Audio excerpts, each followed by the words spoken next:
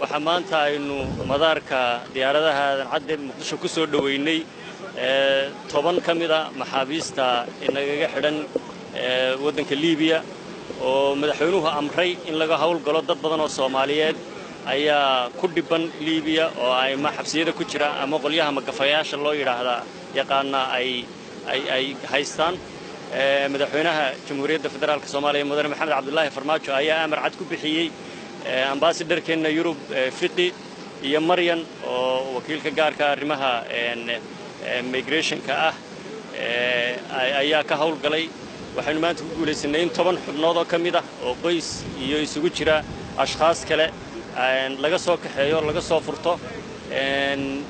alxamdulillah rabbil aalamiin si nabadgelyo ahna ay u yimaadaan dhulkoodii hooyo ku soo noqdaan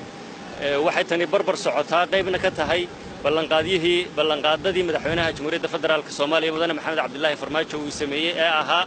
in uu gurmad u fudin doono shacabweynaha Soomaaliyeed ee ku tabaalaysan daafaha dunida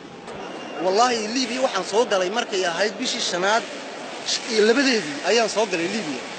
marka Liibiya way iska dhib badan tahay horta magaalooyin badan ayaa dhalinyarada lagu haystaa dhalinyaro saaxiibada hadda Ilaahay oo naxariistay wiilal badan ayaa ku dhintay meesha